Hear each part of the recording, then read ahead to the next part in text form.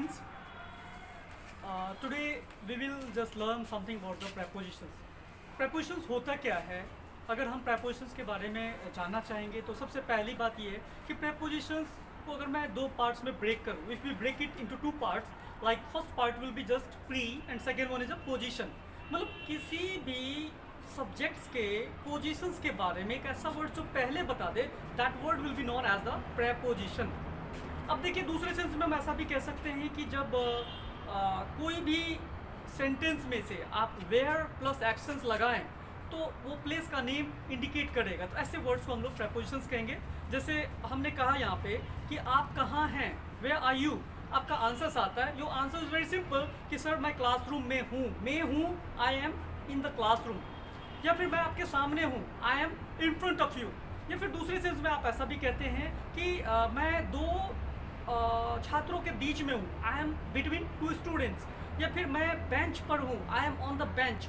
या फिर मैं अपने दुश्मन के पीछे हूँ, I M behind my enemy. मतलब इतने सारे वर्ड्स जो आपने यूज़ किए, जहाँ कहीं पे आपने इन का यूज़ किया, इन फ्रंट ऑफ का यूज़ किया, बिहाइंड का यूज़ किया, all these are the words that will be known as the prepositions.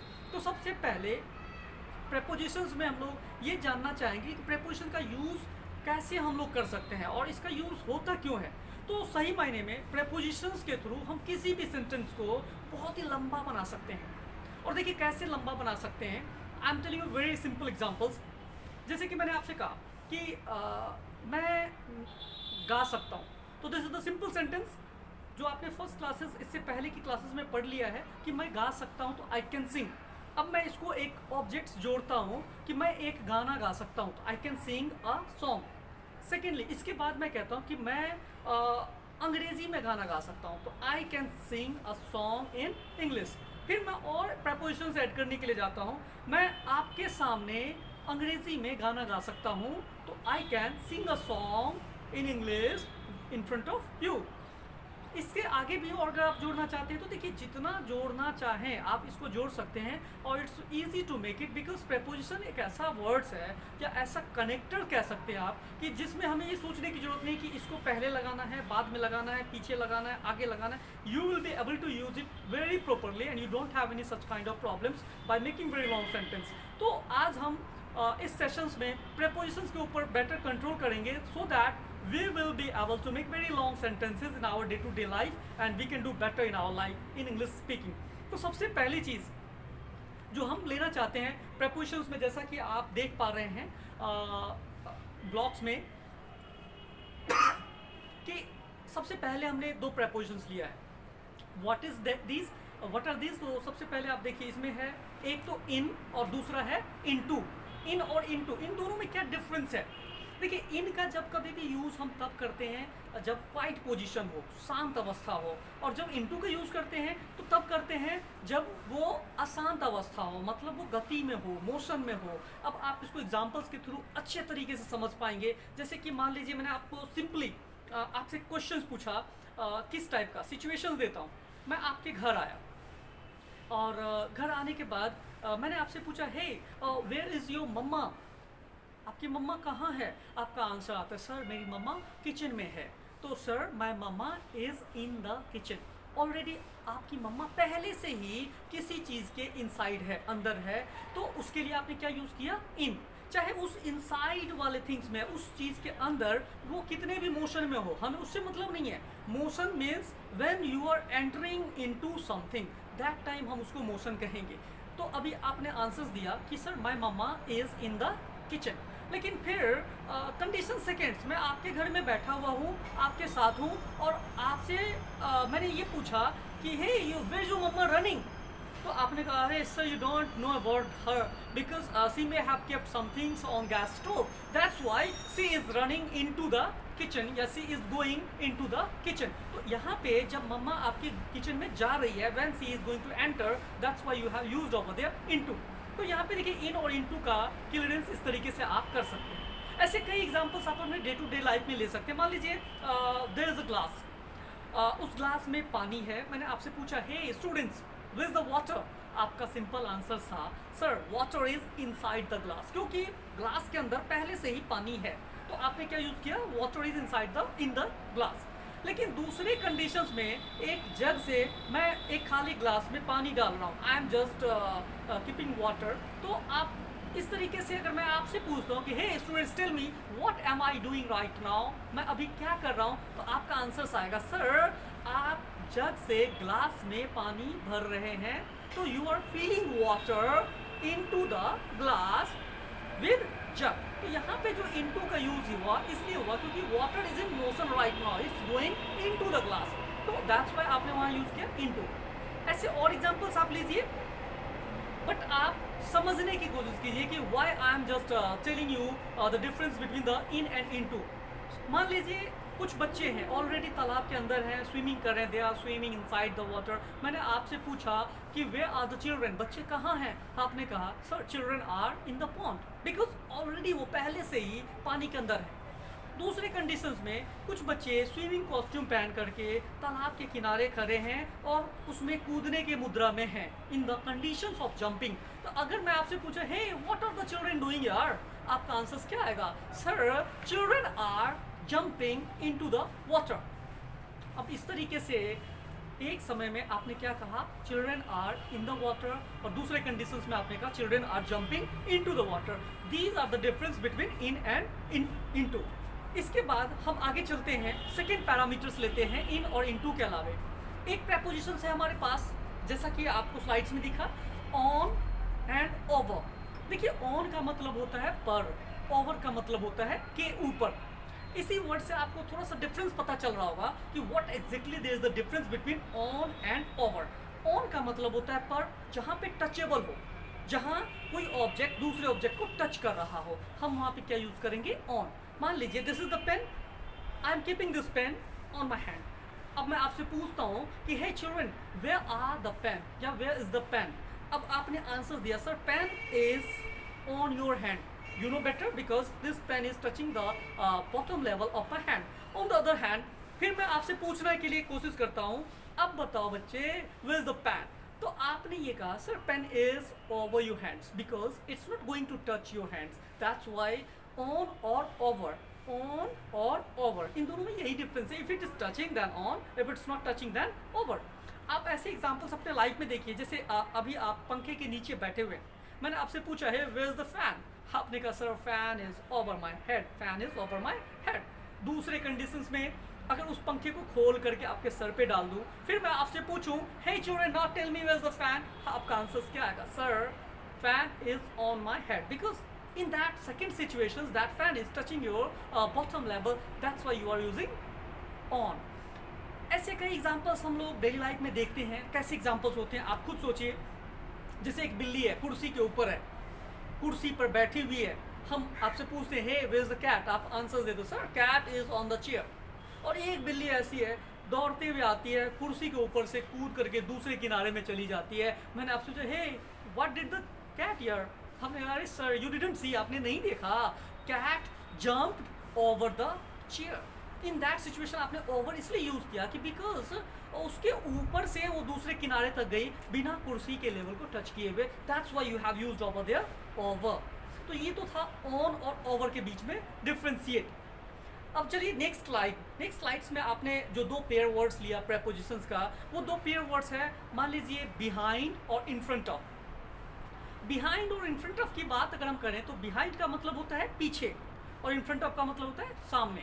अब आप इन दोनों में जो डिफ्रेंशिएट दिखाएंगे तो देखिए, जैसे अगर मैंने ये आपके ऊपर टोटली डिपेंड करता है कि आप किस तरीके का आंसर दे सकते हैं। इसमें बायलेटरल आंसर होता है, जैसे कि अगर इन फ्रंट ऑफ और बिहाइंड, इन दोनों में डिफरेंस ये है कि इन फ्रंट ऑफ मतलब सामने और बिहाइंड का मतलब होता है पीछे।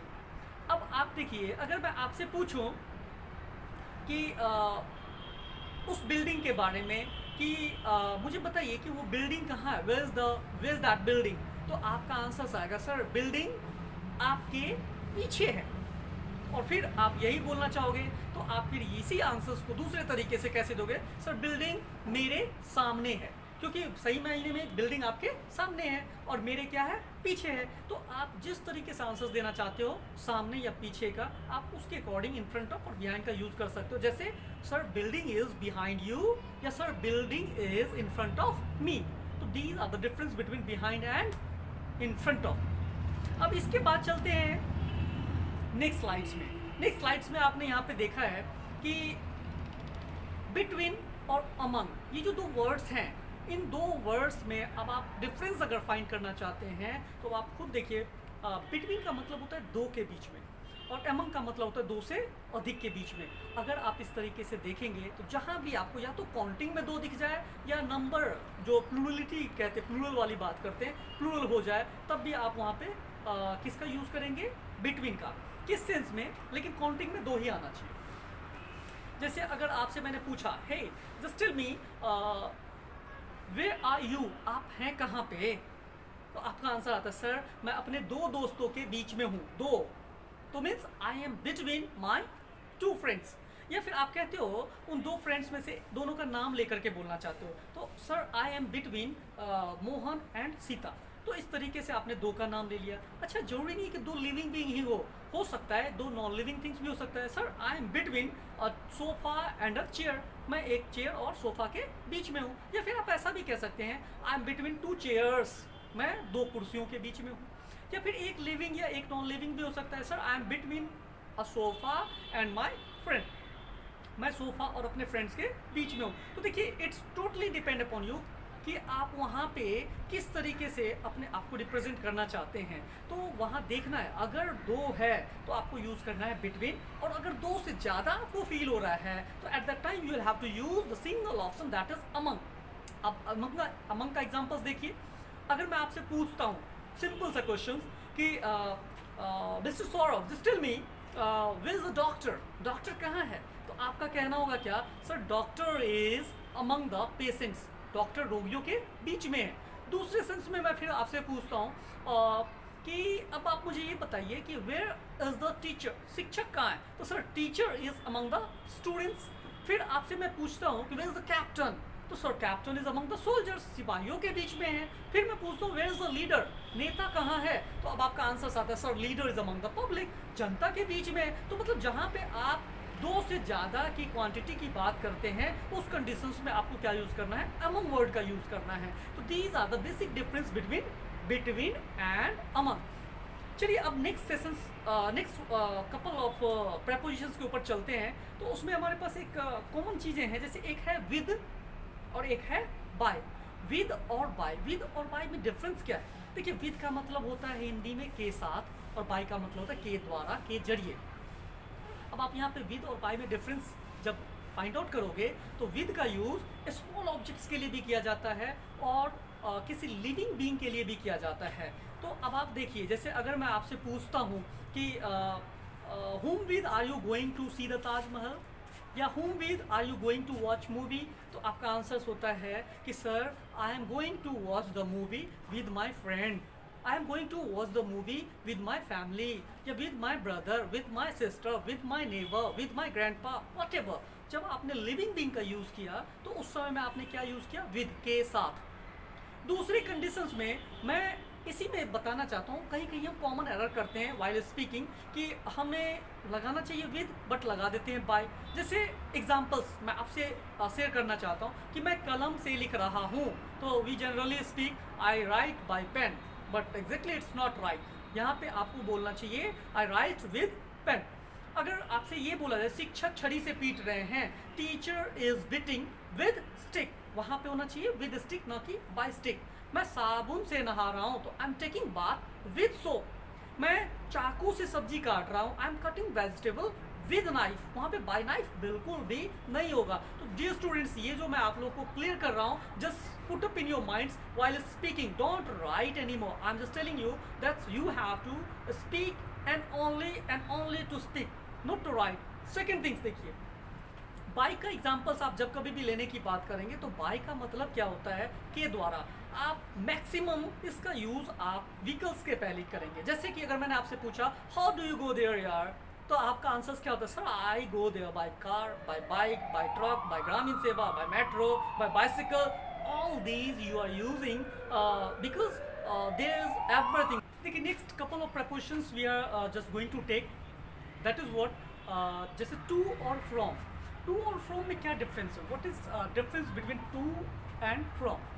देखिए टू ज़्यादातर हम लोग गोइंग सेंस में यूज़ करते हैं जब वहाँ पे प्लेस का नेम इंडिकेटेड हो, और फ्रॉम का यूज़ हम तब करते हैं जब हम आने के सेंस में, कमिंग सेंस में। तो गोइंग सेंस में टू का और कमिंग सेंस में ऑफ का, फ्रॉम का यूज़ करते हैं। तो अब आप देखिए, जब भी आप कभी बोलते हैं कि मैं स्कूल जा रहा हूँ, तो what do you say over there? I go to school या I am going to school. दूसरे सेंस में मैं आपसे पूछता हूँ, जब आप कभी किसी को बताते हैं कि मैं स्कूल से आ रहा हूँ, I am coming from school, तो मतलब जाने के सेंस में आपने क्या यूज़ किया? टू का यूज़ किया। और आने के सेंस में किसका यूज़ किया?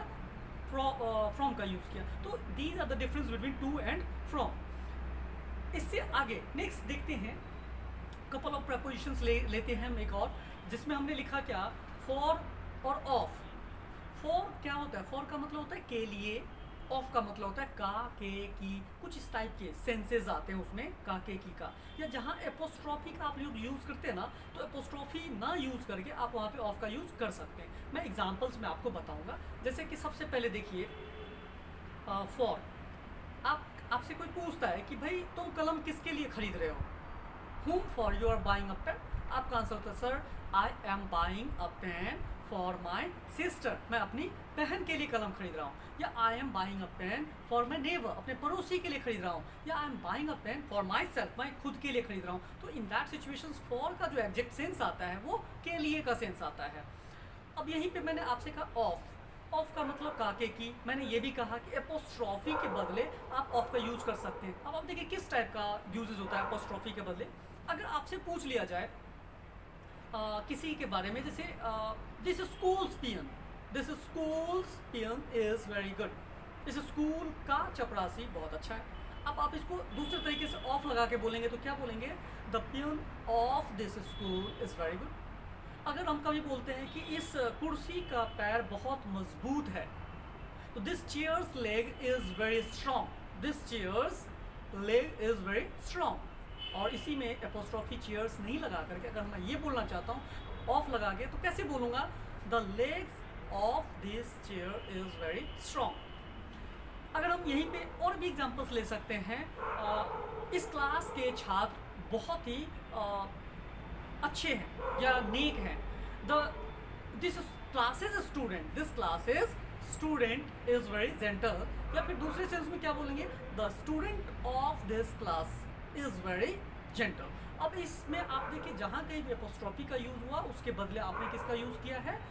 प्रेपोजिशंस में ऑफ का यूज़ किया है। तो these are the basic difference. देखिए जितने प्रेपोजिशंस मैंने आपको पढ़ाए 10, 12, 14 जो भी, ये प्रेपोजिशन एक ऐसा प्रेपोजिशन है जो हम डे टू डे लाइफ में बहुत ज़्यादा यूज़ करते हैं। अब हम इससे आगे चलते हैं जिसका हम लोग ज़्यादा यूज़ करेंगे। तो देखिए एक बहुत अच्छा सॉलिड प्रेपोजिशंस की बात करूँ तो एक टाइम के लिए हम लोग बहुत ज़्यादा यूज़ करते हैं और एक प्लेस के लिए बहुत ज़्यादा यूज़ करते हैं। तो टाइम के लिए और प्लेस के लिए, तो प्लेस के लिए सबसे पहले मैं आपको बताना चाहता हूँ कि हम लोग दो प्रेपोजिशन यूज़ करते हैं, जैसे कि एक एट और दूसरा इन।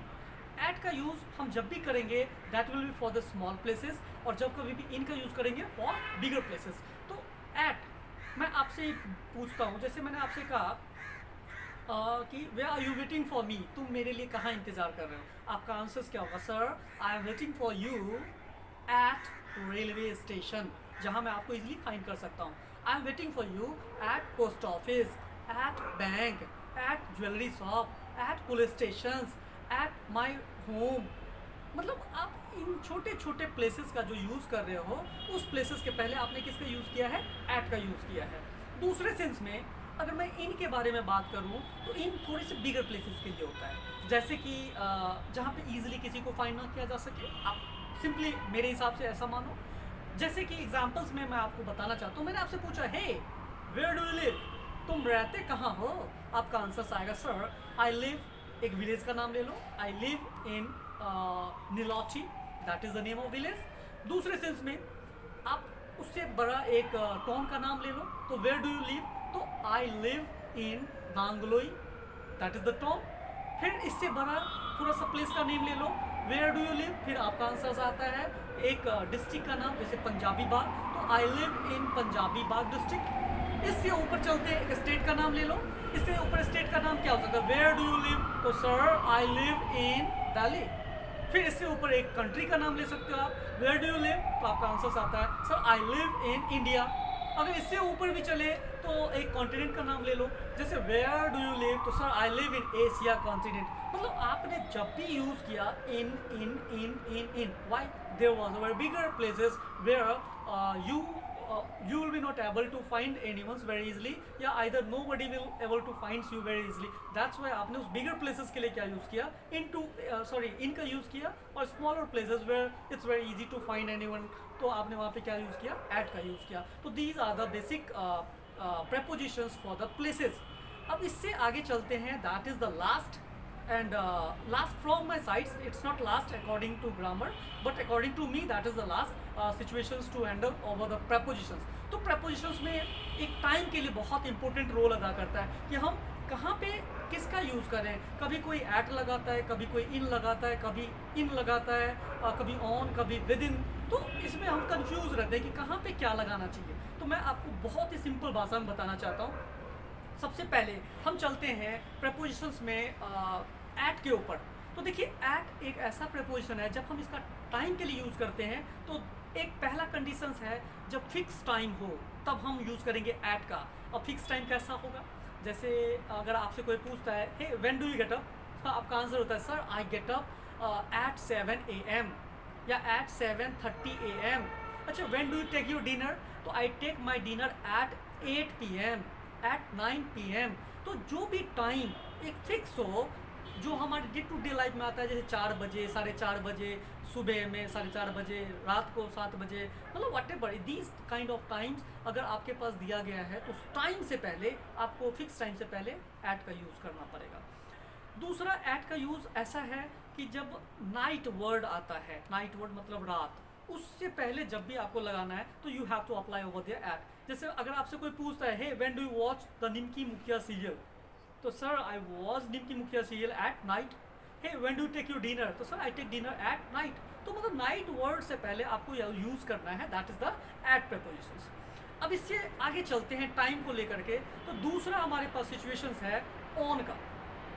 देखिए जब हम ऑन प्रपोजिशन का यूज़ टाइम के लिए करेंगे तो व्हाट विल बी व्हाट, तो ऑन जब भी यूज़ करें तो एक ऑर्डिनल नंबर के पहले हम लोग ऑन का यूज़ करते हैं। देखिए नंबर दो तरह के होते हैं, आप लोग पढ़ चुके होंगे प्रीवियसली क्लासेस में फ्रॉम एनीवेयर एल्स, नहीं तो मैं रिपीट करता हूँ। एक होता है कार्डिनल नंबर और एक होता है ordinal number. Cardinal number means what, जैसे 1 2 3 4 5 these are the cardinal number. अगर हम ऑर्डिनल नंबर की बात करें तो ordinal number means first, second, third, fourth, fifth. अगर इस तरीके के कुछ ऑर्डिनल नंबर हैं तो उसके पहले आपको जो यूज़ करना है that will be the on preposition.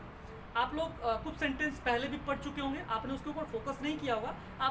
मैं उसी सेंटेंस को रिपीट करता हूँ। अगर आपसे कोई पूछ ले when did you get the freedom, आपने आज़ादी कब पाई, तो आपका आंसर क्या होता है, sir I got freedom on 15th अगस्त 1947। तो आपने 15th से पहले क्या यूज़ किया, ऑन। आपसे कोई पूछता है व्हेन डिड बापूजी बॉर्न, तो आपका answer sir Bapuji was born on 2 अक्टूबर। आपने सेकंड से पहले क्या यूज़ किया, ऑन का यूज़ किया। अच्छा when do we celebrate children day, तो we celebrate children day on 14th of November. आपने 14th से पहले क्या यूज़ किया, ऑन यूज़ किया। तो in that situations whenever you will go for the ordinal number, then before that particular ordinal number you will have to use on prepositions. अब इससे आगे चलते हैं। ऑर्डिनल के बाद क्या होता है कि एक टाइम वर्ड है, टाइम। जैसे अगर आपसे कोई पूछता है कि when will you reach there, आप वहाँ कब पहुँचोगे, डोंट वरी यार I will reach there on time. अच्छा आपने उस टाइम से पहले क्या लगाया, ऑन। ऐसे ही आपसे कोई पूछता है when will you finish your walk, आप अपना काम कब समाप्त करोगे, आपका आंसर होता है अरे I will finish my walk on time, you don't worry, it's my duty, I will do it, you don't need to worry about that. तो आप जब वहाँ यूज़ करते हो क्या यूज़ करते हो, ऑन प्रपोजिशन का यूज़ करते हो। किससे पहले, टाइम से पहले। इससे आगे चलते हैं ऑन के यूजेस के लिए। तो जब कभी भी जो डेज नेम होते हैं, दिनों के नाम जो होते हैं, उनके पहले आपको ऑन का यूज़ करना है। How you will use the on prepositions over there, तो आपसे मैं पूछता हूँ अरे यार when will you go to school, आप स्कूल कब जाओगे, अरे sir I am getting bore, I will go to school on Monday, on Tuesday, on Wednesday, on Friday, Saturday, whatever the days name you are speaking, before that days name you will have to use on prepositions. इस तरीके से on का हमने 3 तरीके से use करना सीखा। सबसे पहला ऑन का यूज़ हमने क्या सीखा था, कि हम लोग ऑन का यूज़ तब करेंगे जब हमारे पास क्या होगा, ऑर्डिनल नंबर होगा। दूसरा हमने यूज़ किया जब टाइम होगा तब ऑन का यूज़ करेंगे। तीसरा हमने ये देखा जब कभी भी आपको ऑन में प्रेपोजिशंस में जब भी यूज़ करना हो ऑर्डिनल नंबर के बाद भी कि डेज नेम, दिनों के नाम हो, तब हम यूज़ करेंगे। इससे आगे चलें तो एक इन प्रेपोजिशन है, इन, आई एंड इन। इस प्रेपोजिशन का यूज़ भी हम लोग टाइम के लिए बहुत जगह पे करते हैं। अब ऐसे कौन कौन से प्लेसेस हैं where you are using in prepositions before the time? तो सबसे पहला जो वर्ड्स मैं आप लोग के सामने बोलने जा रहा हूँ, दैट इज़ व्हाट। सबसे पहले देखिए, duration of the day. Duration of the day का मतलब होता है दिन के दौरान जो भी टाइम आप लोग प्रॉपरली एक ब्लॉक करके बोलते हो, उसके साथ आप लोग को यूज़ करना पड़ता है इन। जैसे अगर आपसे कोई पूछता है when do you go to do exercise, तो आप क्या कहते हो? Sir I go to do exercise in the morning. या when do you get up यार, तो I get up in the morning. तो इन द मॉर्निंग, तो मॉर्निंग से पहले आपने क्या यूज़ किया? इन का। ऐसे ही when do you go to play, आप खेलने के लिए कब जाते हो? तो sir I go to play in the afternoon. फिर आपसे कोई पूछता है कि when do you take your lunch, तो I take my lunch in the afternoon. या इस तरीके से दिन के दौरान जितना भी है, मॉर्निंग, इवनिंग, आफ्टरनून, नून, इन सब से पहले आपको जो प्रेपोजिशन यूज़ करना है दैट इज़ इन। इससे आगे चलें, if you are going forward then, तो इन के बाद जो यूजेज है ड्यूरेशन ऑफ टाइम के अलावा, ड्यूरेशन ऑफ टाइम, इससे पहले हमने पढ़ा था ड्यूरेशन ऑफ द डे, दिन के दौरान का टाइम, और इसके बाद पढ़ेंगे ड्यूरेशन ऑफ द टाइम। जैसे 4 घंटे, 4 महीने, 4 हफ्ते, इस तरीके से जो कुछ वर्ड्स होगा उसके पहले भी आपको इन का यूज़ करना पड़ेगा। अब आप देखिए ऐसे कौन से वर्ड्स हो सकते हैं। तो अगर मैंने आपसे पूछा when will you finish this work, आप इस काम को कब समाप्त करोगे? तो sir I will finish this work in 2 hour. आपने 2 आवर्स बताया, ये क्या है? ड्यूरेशन ऑफ टाइम है। तो अब आपसे फिर से पूछता हूँ when will you finish this work, फिर आपने कहा आई will finish this work in 2 days, फिर आपने कहा 2 दिन में करूँगा, it is also duration of time. फिर आपसे पूछा when will you finish this work, तो आपका फिर से आंसर आया sir I will finish this work in 2 weeks, 2 हफ्ते में समाप्त करूँगा। फिर इसके बाद पूछा when will you finish this work, तो आपके आंसर्स कंसिक्वेंटली चेंज होते आ रहे हैं। कभी आपने 2 मिनट बोला, कभी 2 सेकेंड्स बोला, 2 घंटे बोला, 2 दिन बोला, 2 वीक बोला, 2 महीने, 2 साल, 2 दशाब्दी, 2 शताब्दी, anything can be happen over there. वहाँ पे 2 के बदले 3 भी हो सकता है, 4 भी हो सकता है। तो मतलब but that will be the duration of the time. तो before the duration of the time you will have to use in prepositions to make the sentence properly and perfectly without any mistake. इससे आगे चलें तो इनका use हम लोग जैसे month के नाम के पहले भी हम लोग इनका यूज़ करते हैं। अब कैसे करते हैं? जैसे अगर मैं पूछूं when will your dad come to Delhi, आपके पापा दिल्ली कब आएंगे, तो आपका आंसर होगा sir my dad will come to Delhi in July, in August, in September. In that way जो मंथ्स नेम था, मंथ्स नेम से पहले आपने क्या यूज़ किया? You have used over there in prepositions।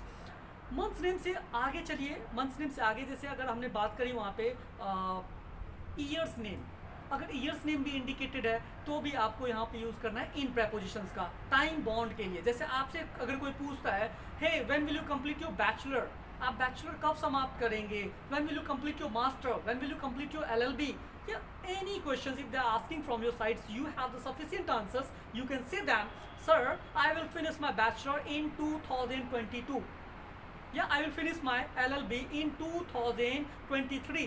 in that situation जब आपने 2022, 2023 जो ऐसे ईयर्स नेम बताए, इस ईयर्स नेम से पहले आपने क्या यूज़ किया? इन prepositions का यूज़ किया। तो ये डिफरेंस था कि आप इनका यूज़ किस तरीके से अलग अलग प्लेसेस पे कर सकते हो। अब एक और वर्ड है prepositions में जिसका यूज़ हम लोग टाइम के लिए करते हैं। अब वो क्या है? इन के बदले विद इन का भी यूज़ किया जा सकता है। विद इन का मतलब होता है इस समय में, और विद इन का मतलब इस समय के अंदर, भीतर। तो अब आप इस दोनों में थोड़ा सा डिफरेंस अगर आप जानोगे where to use in and where to use within, तो आपको मैं बताना चाहता हूँ इन का मतलब है whenever you are in little bit doubt कि यार हो भी सकता है इस समय के अंदर और नहीं भी हो सकता है। But in the other hand अगर आपने विद इन का यूज़ किया then you are 100% sure about that definitely it will be finish within that time period. तो इसके लिए आपने क्या यूज़ किया? Within. जैसे एक क्वेश्चन का आंसर्स आप इन लगा के भी बोलोगे और विद इन। जैसे मैं आपसे पूछता हूँ व्हेन विल योर डैड कम, आपके पापा कब आएंगे? तो आपका आंसर था माई डैड विल कम इन जुलाई, मेरे पापा जुलाई में आएंगे। अब आप देखिए, हो सकता है कि आपका पापा जुलाई में आए या ना भी आए, जुलाई के बदले अगस्त भी हो सकता है और जुलाई में भी आ सकते हैं, but you are in doubt, that's why आपने क्या यूज़ किया, इन का यूज़ किया। अगर आप 200% या 100% श्योर हैं कि नहीं भाई जुलाई बाद में बीतेगी और मेरे पापा जी पहले यहाँ पे उपस्थित हो जाएंगे, तब आप उस कंडीशंस में क्या यूज़ करेंगे? Sir my dad will come within July. It's means what, your dad will be punctual about their time and they will be over there within the period of the July. तो आप वहाँ पे क्या use करते हो? With in का use करते हो। अब ऐसे ही कुछ चीज़ें हैं, जैसे मैंने आपसे कहा when will you complete your this work, आप इस काम को कब समाप्त करोगे? तो आपका आंसर था sir I will complete this work in 1 hour, मैं 1 घंटे में कर लूँगा। आपने इन 1 आवर बोला, लेकिन आप डॉट में भी है, क्या पता कुछ दूसरा अर्जेंट काम आ गया, तो you will leave it and you will do something different. In that situations 1 घंटे में वो काम तो समाप्त होने से रहा। तो ऐसे कंडीशंस में आपने क्या यूज़ किया? In, I will complete this work in 1 hour. लेकिन दूसरे सिचुएशंस में आप देखिए, अगर आप मेरे से ये कहते हो sir don't worry about that task, I will complete this task within 1 hour, इसका मतलब मैं श्योर हो गया और आश्वस्त हो गया कि भाई तुम 1 घंटे के अंदर इस काम को बिल्कुल समाप्त कर दोगे, चाहे कितना भी अर्जेंट काम आ जाएगा। You will not do that, you will first complete that task, that's why you have used over there within. तो इन और विद इन में बस इतना ही डिफरेंस है, जहाँ इन का यूज़ होगा वहाँ विद इन का यूज़ किया जा सकता है, but it's totally depend upon the speaker. You can't force any one that no you have to use in over there, you have to use within over there, no, it's totally depend upon the speaker कि उसकी स्थिति क्या है, what is their conditions, as per their conditions they can use either in और within. तो आज के sessions में इतना ही।